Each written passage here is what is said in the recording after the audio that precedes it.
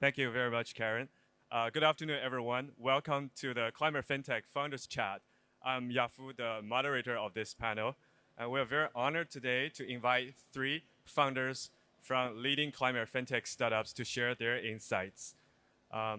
Dr. Wang, Ethan, and Leo. Let's start by introducing yourselves. Dr. Wang, would you like to be the first? Thank you, Yafu.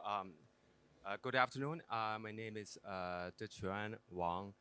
I'm the founder of GSG Governance Solutions Group. The GSG it's a provider of ESG investment and carbon management solutions based in Hong Kong with offices in Shanghai, Beijing, and Shenzhen. We provide solutions, data, and software platform for institutional investors as well as companies, particularly those in the international supply chain, to manage their carbon assets and the carbon reporting functions. So in one sentence, we're kind of the carbon ERP. So that's us. Myself, been a legal professional for most of my career, but serving asset management industries. Founded GSG 7 years ago. I'm now sitting on the board of AMAC, IAMAC, and the Hong Kong Chinese Asset Management Association. So very happy to be here. Thank you. Thank you, Dr. Wang. Ethan. Hi, everybody. This is Ethan from PowerShare, and I'm the founder of the PowerShare. And PowerShare is doing the lots of things for the low carbon future. And as we started a company, it's 8 years ago, and we said our goals is connect the future about the low carbon to energy and the transportation. So we have doing some business such as like charging service, battery storage, microgrid, and also about the battery storage right now. And 3 years ago, and we have evolutioned our second stage of PowerShare, and so we combined all our solutions together, and as a distribution and resource, we said that, and so we build the virtual power plant in cloud, and we have a more deeply cooperation with the grid, help the grid can be use more our demand side of the energy to balance the grid, and also can be used more solar and wind for the grid. So for myself, and I'm a second startup companies, and before PowerShare, I started another company is for the smart home, and I sell them to bigger companies, and then start a new company here and right now. So basically, I'm all focusing on the community part. When I started university in Zhejiang University, and also is community engineering, and working before also in Huawei for 3G and 4G development, and then all focusing on the IoT technology. Yeah. Okay. Thank you, Ethan. Leo.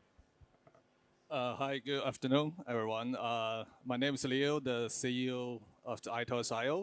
And we are doing the IoT and the blockchain innovation and help the enterprise customer to enable their devices, the IoT devices in the field, to easily access the blockchain services and bring the IoT data to the blockchain side to make sure the IoT data can be trusted and can be verifiable in the whole life cycle.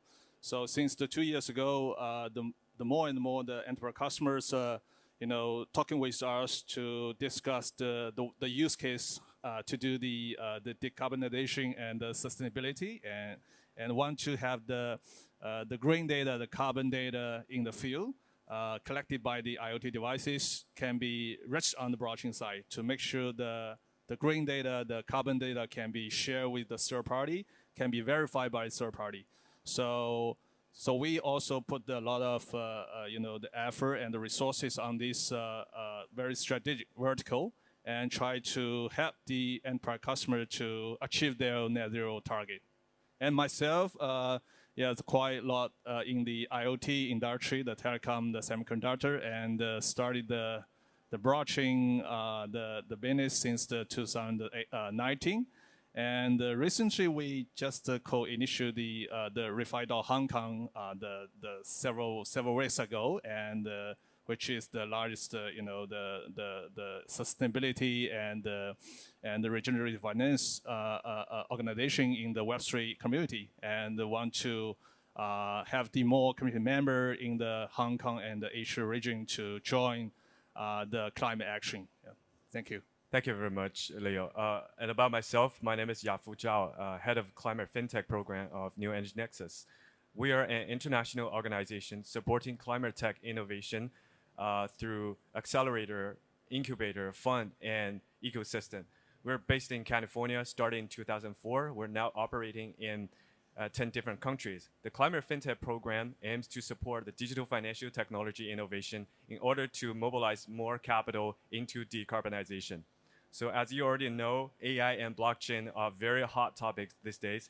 So in today's panel, we're going to discuss how these digital technologies will help decarbonize the economy. So first of all, I have a general question for every one of you. How can climate fintech accelerate the transition of low carbon economy? Dr. Wang, would you like to be the first? Thank you, Yafu. Yeah, I think technology definitely, fintech definitely play a big role in this process. That's also where we are. I mentioned we have been serving asset management industry for quite a long time, and we also see clearly capital play a huge role to accelerate the adoption of technology and also the decarbonization process. So we initially, GSG provides solutions and data in particular to investors from the capital or the asset owners to asset managers to various investors. And for investors, they speak their own language, which is in data and the numbers. So that has to be collected, analyzed, and verified. A lot of work. So that's where I think fintech play roles, and that's where we step in. Our carbon discovery database actually developed together with the Ministry of Ecology and the Environment. We have kind of filled the gap between the needs, the demand from the investors, and also the lacking of data from the asset side. So I think that's the collection and also verification, also analyzing. It's basically done by technology. Thank you, Dr. Wang. So the key words is data. Yep, Ethan, what do you think? Yeah, my view is the percent is a similar percent, 100% like the doctor, and because our company is doing the AI technology and the IoT technology. So for finance, we're thinking it's very deeply needed in the energy part, and especially energy transition, because in the energy is a long-term process. It's long-term the investment. You can get the ROIs. It's different like the other industry or the consumer part. It's very quickly can earn money, quickly doing things. So in the energy part, for the energy transition to the low carbon, to the clean energy part, and we need more patient. We need to make more time, and also we need to have a long term for developer and some project. So that's why we're thinking the technology is some initially trigger, but we still need also the energy, the fund, energy, some financial support. Yeah. Right. Thank you, Ethan. And Leo. Actually, I agree with both of the guest opinion, and the money, the fund is very important. The investment to help the whole world to this transition from the traditional energy to the clean energy, and so it's a long term. We call it energy infrastructure, the build up. So spend a lot of capex, and so we need the fund support from the financial institute, the bank, and also the investor. But how to help them to do the risk assessment, to asset management, and it's a very important, the value from the fintech, from the digital technology to help them to audit, to monitor those assets, invested in the field, and beside those the loan get from the bank to give those infrastructure bill, and today's fintech technology can also help to those asset management to monetizing the more value, like the data, the energy generation data can be developed to the carbon credit or the REC. So that's the additional the value for the asset owner, and help them to accelerate this transition from the traditional energy to the clean energy. Thank you, Liu, for your insights. So the digital infrastructure is the key. So this question is particular for Dr. Wang. What are the challenges for do companies and investors face when collecting, analyzing, and reporting their ESG data? Okay. Yeah, I think from investors' perspective, particularly those are looking at the Chinese mainland market, because from the asset side, the bond issuers and the public companies are not mandatorily required to disclose ESG data. So some of them are doing that.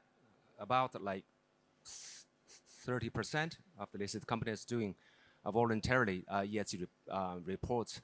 But because lack of mandatory standard, the information disclosed are not necessarily meeting the requirements from the investors. So that's where I mentioned carbon discovery. We use PCAF and some internationally recognized methods to model the data.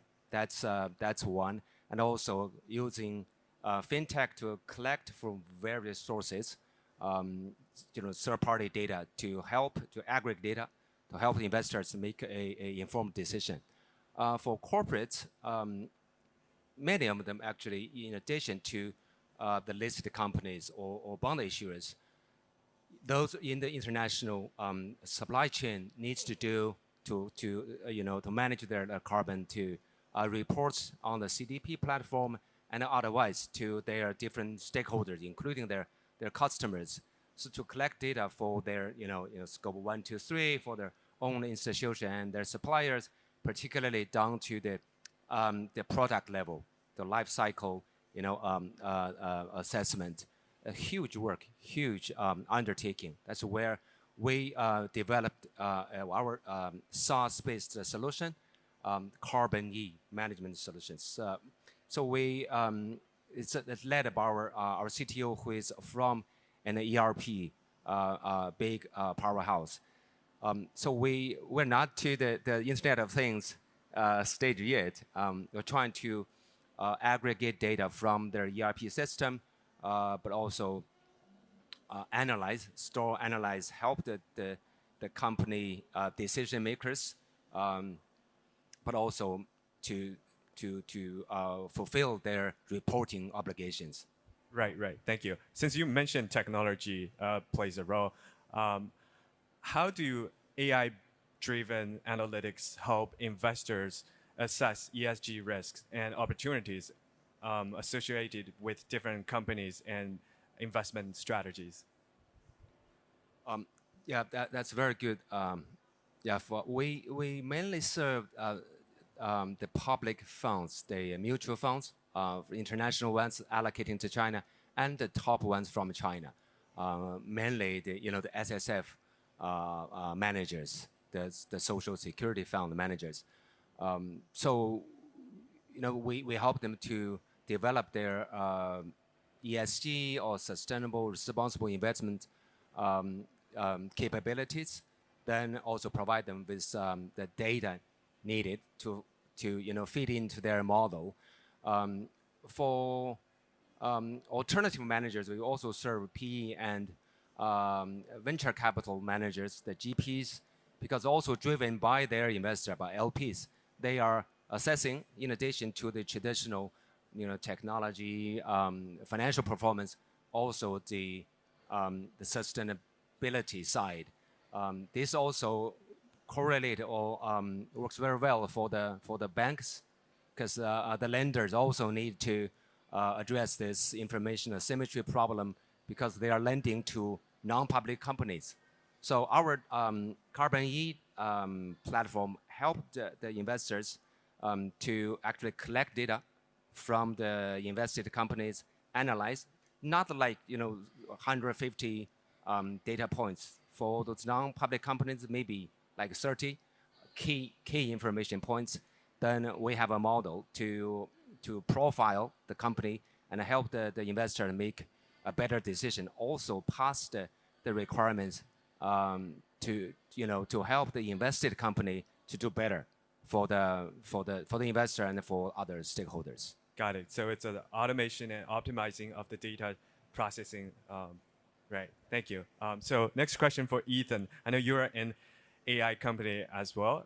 So how do AI-based approaches optimize the performance and longevity of EV batteries and energy storage systems? Yes, and this is a very difficult question about how to use some of the different special industry, because the AI, everybody knows that it can be used for the chat GDP, photo and video, but in the battery side is totally different, because such like firstly you need some of the data from the battery, and also you need some AI engineering team and also some chemical team of the battery. But the battery industry, we are focusing on the battery storage and the EVs, and those EVs that, as we mentioned, the data is from the EV manufacturer. So it's internal, the in-house working with them together. For our AIs, and we are focusing on how to management such like finally is we call it the ROI, because everything we need to think into the investment or the return. So we optimize those battery is focusing on the how to management the healthy and the safety, and especially the healthy. We need to extend the battery when we investment in the EVs. When we purchase the EVs, we wish that can be drive the long times, and the range will keep in the 100% as we wished. And for the investment of the battery storage, for some of the asset companies, they wish that can be charging, discharging the more and more, but they still need thinking this battery will be continued for their investment initially. For example, it's 10 years, 8 years as the project planned. So we need the AIs to how to management the charging, discharging based on the temperature, based on the speed, and also most important is we need to analyze when time that we need to high speed charge, when need to slowly charge. This is based on the cost, based on what's the price we can earn on the marketing, or what's the benefit to our customer. But this benefit we need to valuation them. So for us, we are continued in this industry. We are the leader of this part. I think but we still need to a long term need to proceed. Yeah. Yeah, thank you. Very curious about how you collaborate with financial institutions to accelerate the deployment of your applications and finance these projects. Yes, and right now we help some of the finance companies, especially some asset companies for the battery storage, and also for some of the solar panel, and for some of the wind farm. And we have a totally integrated solution with virtual power plant. In this part, it's not just only the battery. We also integrated our new technology, is energy. We have launched some of the battery storage in the Australia, and also some is we are right now is planning deployed in the Europe. So this is the natural electrical wholesale marketing. Every 5 minutes or 15 minutes, the spot price will higher and lower every time. So we need to use AI forecast the price, and then we can make a decision that in next 5 minutes, what's the speed we need to purchase from the electrical from the wholesale marketing, or we sell this electrical from the battery to the marketing. So this is dependent on the battery and the energy integrated together. Energy, we are forecast the price and make a decision how much the gross profit we can earn. Battery AI is we need to calculate the valuation of the cost of the battery. So it's we call it the net profit. Yeah. So combine them together, we help our finance companies can help make the more money and have a long-term all the infrastructure. Yeah. Got it. So you help generate a better pricing and trading strategy for market traders and also financial institutions. Yeah, it's like stock marketing, but it's different sometimes. Yeah. Thank you. So Leo, you are the blockchain and IoT expert. So in your point of view, how can blockchain and IoT help enhance the efficiency, transparency, and security of climate data and climate finance transactions, especially for carbon offsets and renewable energy projects? During the past years, we had a lot of discussion with the customer, and the feedback some specific IoT data they want to bring to the blockchain. That's the green data, the carbon emission related data. For example, the solar panels generation data, the charging station, the EV code, the air conditioning, because those kind of data, the carbon-related data, they need to be trusted. So those companies already deployed the digital solution and collecting the data to their cloud platform. But they also have the responsibility to disclose those data to the third party, to the government, to the financial institute, to the the carbon registry or the exchange. So those third party need to verify, need to have the tool to verify the data's integrity, the ownership, and also the provenance. So the blockchain is kind of very valuable the technology and the infrastructure to have the different parties to verify the data. So that's the reason why the more and more the enterprise customer who are looking at the ESG area and want to add the blockchain function into their today's digital solution, especially to using the blockchain to register those carbon-related data on the blockchain side, to have them to have this tool to give the third party the whole, we call the whole life cycle, the carbon data, the trust management services. So that's the background, the technical background why we believe the IoT and the blockchain will contribute a lot of value for the net zero or the sustainability, and especially on the the data, the green data, the trust. Right. Thank you for explaining how it works. The trust issue is definitely the most important problem to address. Additionally, I'd like to ask, how can blockchain and IoT help increase the access to climate finance for those underserved communities and small-scaled renewable energy projects? That's the one very special area.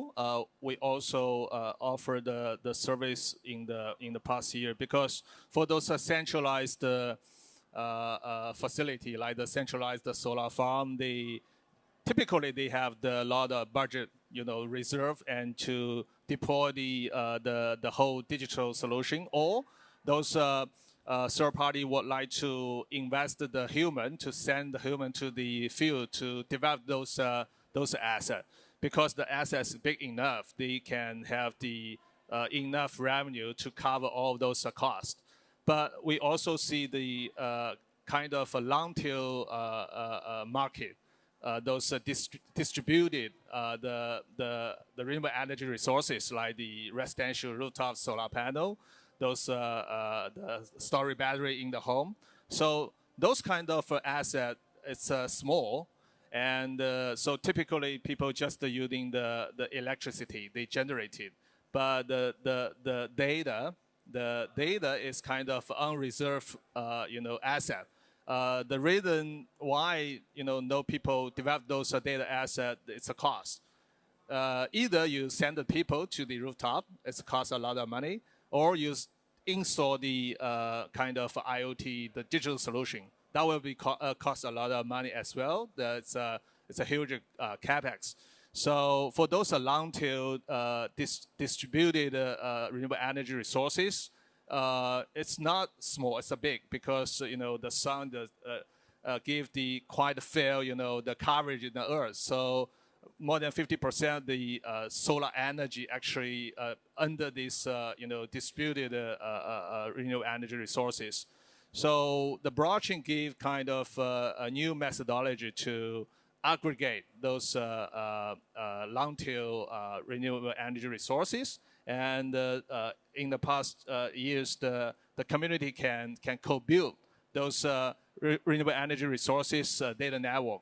So every individual community member can, purchasing the IoT devices, the data logger, and the DIY to install this data logger into the solar panels inverter, and connect to the network to the blockchain side. So by this way, using the incentive model, using the community, and to co-build this long tail unreserved the renewable energy resources market. So that's the part of quite special the value that today's the IoT, the digital solution, and also the blockchain, including the technology and kind of the community methodology, to discover this value. Yeah, thank you. Definitely here in this way, blockchain and IoT help improve the socio-economical equity by supporting small and medium enterprises and individual stakeholders. My next question is for Dr. Wang again. Since you have been in this industry for so many years, we have seen rapid development of sustainable investment in the past years. So what kind of changes have you observed in the sustainable investment and ESG data analytics industry in the past 2 years? I think the first noteworthy development is the convergence of standards. As we know, Europe has been leading to develop disclosure standard and otherwise. And the US played catch up, and China is also rapidly getting into this field. We and myself is trained as a lawyer, so I study. It's my job to study rules, regulations, standards to develop our service and the products. For example, for asset managers to manage European capital, you have to meet the requirements, disclosure requirements from SFDR. You need to understand the implications of the EU taxonomy, things like that. Of course, now we have ISSB, and ISSB has chosen to open their Asia office in Beijing. So I think China is going to embrace ISSB in terms of the baseline, global baseline standards for ESG disclosure. What information needs to be disclosed. I think in addition to that, in addition to the standards, another development needs to be closely watched. It's the technological standard article. For example, the Catena X in Europe, so the battery regulation, CBAM, and particularly Catena X. We are working with one big, industry leader, battery producer in China.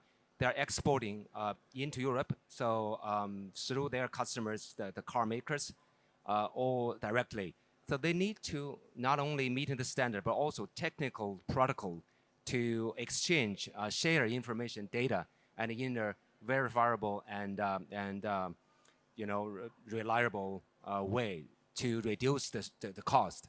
So that's where we are assisting them to. There's a lot of technology involved. So right, that's I think that's two big changes. The convergence of standards and use of technologies. So what opportunities do you foresee in the next 2 years? I think once the standards is more clear, particularly for mainland China, where we have our main market, I think that will create a lot of opportunities for the the players involved. The asset sides, they're gonna disclose more information, and the service providers like us gonna help the data user to gather and process, analyze, and report. That's one. I think that's the probably a very clear one. The other is the expansion to the green finance from to more like transitional finance. Transitional finance, particularly the banks, insurance company are stepping in. They're gonna make huge change in the market. Right, thank you. More adoption. So thank you, Dr. Wang. And Ethan, so in your area, what challenges and limitations of relying solely on AI-based approaches for analyzing and assessing, analyzing the performances of EV batteries and storage system?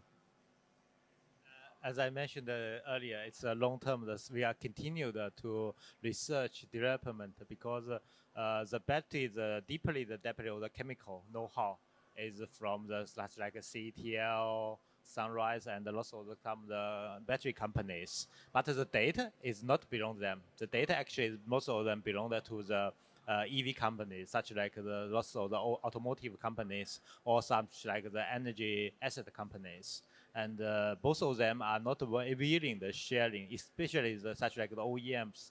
They are not like sharing the data to outside, because this is very confidential and the cybersecurity requirement for themselves. And also they are want to reach that by themselves. And another is if we just analyze this enough, but we wish that we can control the chemical behavior during the charging, discharging, and also we need to make some control of those battery on the EVs or on the battery storage. Also in the future, because we thinking that there is 19% of the lithium it's controlled or dominated by the EVs, but only 10% is belong to the battery storage in the future. So how to use this 90% of the battery, connect the grid, it's needed to deeply cooperation with the vehicle companies. Yes. So that is why we're thinking that in this industry, that those AI is needed to cooperate lots of the giant companies. We are startup companies. So that is why we're thinking that in the future, maybe there's some unit of companies together, and then we can solve this from beginning end to end, because no one can achieve them by themselves. In this industry, use the AI. Yeah. Great, thank you. You almost answered my second question about what's going to happen in the future. All right, questions for Leo. So also it's about challenges and risks. What kind of challenges and risks do you think are using blockchain and IoT for climate finance? Yeah, I think the first one is the standard. Yeah, the Dr. Wang mentioned already. And the second challenge I will see, the blockchain is actually based on the digitalized solution. So if the customer already deployed their digital solution, then the blockchain can add the value. But blockchain cannot solve the digitalize. So today we met the many customer, and so that's the first kind of mandatory requirement. So the kind of condition, and so that's the second the challenge. So it's not the digital native world. We still need to more time and also the investment to make everything digitalized. And then leading to the third challenge, how to solve the ROI. So because investment on the digitalization is cost money. So that's the reason why the fintech, right, can help to raise the fund or to find the way to monetize the data by those digitalization solution, and to help the enterprise customers, the management to take the decision to invest those digitalized, the scenario, and have to put the effort on those infrastructure build up. So that's the three challenges we are seeing in the market today. Yeah. All right, thank you. So, in a word, in one sentence, what are the most promising blockchain applications, or do you think may have a huge impact on the climate action and sustainability? Yeah, just the past 12 months in the community, we are talking the ReFi, the regenerative finance, and actually it's try to migrate today's traditional the carbon asset, the green asset, to be tokenized, to try to solve today's the problem in the carbon markets.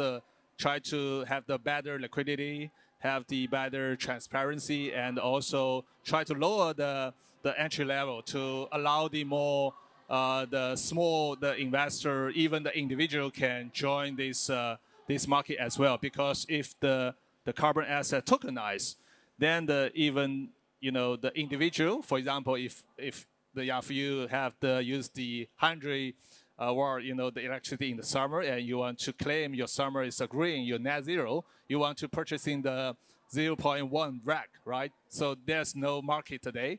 But if it's a tokenized rack, then you can purchasing the 10% of the rack, then redeem it and claim yourself has the green summer. So that's the open the retail market for this carbon asset. So that's we are seeing the promising trend to using the blockchain and the Web3 to help the carbon market. Thank you for sharing. Very exciting. So time is almost up. To wrap up, can you please share your goal this year in one sentence? Maybe Leo, you can start. So our goal this year is using the IoT and the blockchain technology to enable, we call the trusted carbon data, the measurement in the whole the life cycle, for the customers. Thank you, Ethan. Our goal is that our AI can bring the more finance investment on the asset, on the energy, can get the ROI. Yeah. Dr. Wang. Our goal is very simple. Dario mentioned the next 1,000 unicorns going to come from the decarbonization industry. We're not there yet. We're going to close our next round of financing this year. That's the main goal. Thank you very much. And for us, New Age Nexus, our goal this year is to support 20 to 30 climate fintech startups to scale their solutions and help financial institutions adopt these applications. All right. Thank you very much for sharing your insights, and thank you very much for your attention. Thank you.